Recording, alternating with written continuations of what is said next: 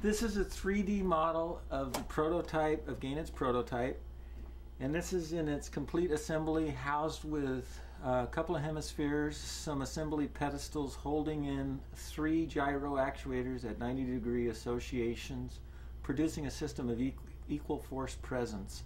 The equal force presence of these powerful gyro actuators will prevent this model from being able to absorb any outside torque, consequently creating a unique condition in the world of physics. Motion physics currently cannot calculate the consequences of these force associations with vector analysis. So we're putting it in 3D orbits so that you can look at it from different vantage points. See that this is a 3-dimensional mechanism that's modeled in this computer.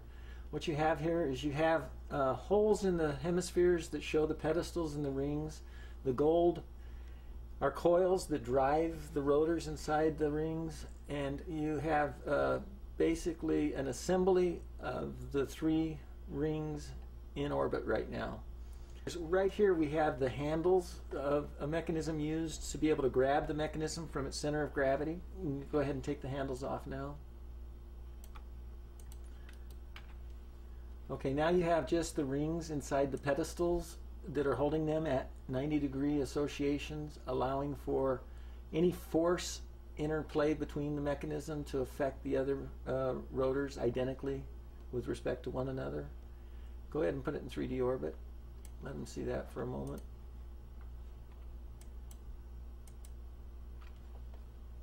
And what you've got there is you've got the basic housing for 3 heavy metal rotors that create massive gyro actuating forces.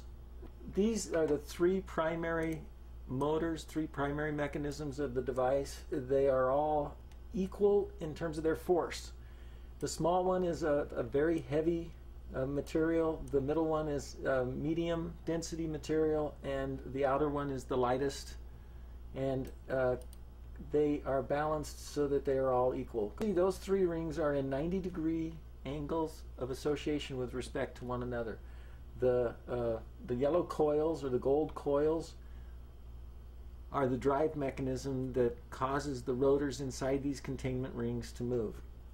The rotors are the actual pieces that are rotating at high velocity, creating a gyro actuating effect. If you look at the small rotor, the dark ring is a heavy metal tungsten alloy or some other kind of alloy of a very dense and heavy nature. The middle ring would be a stainless steel rotor or similar medium density metal material, and the outer ring is a lighter density such as a titanium alloy ring, in which then the physical properties of these rings have identical rotational inertias, so that when they're spinning at identical velocities, angular velocities, they produce identical angular momentums and consequently also create identical kinetic energies, producing a system of equal force presence. These are the bearings on each of the rotors, and when you see these bearings, there's 6 of them, 6 sets of bearings, and that allows for the rings to ride on the riding track of the housing of the half shells. Those bearings suspend the rotors so that they remain perfectly centered and balanced so they can spin at high velocity. These are ABEX 7 gyro actuating bearings with a substantial thrust capacity. Between the bearings you see little magnet pockets. There's neodymium ferrous boron, very powerful magnets. Those magnets, when they go through the coils, can be accelerated through electrical stimulation, basically using a linear accelerating type motor concept. It's a brushless motor concept, driving the rotors around in circles, producing the gyro actuating effect. Okay, now what you've got here is you've got the 3 primary rotors exposed without any of the containment features being displayed, so that you can see that these are the things that are spinning with respect to one another at a high velocity with a tremendous amount of force.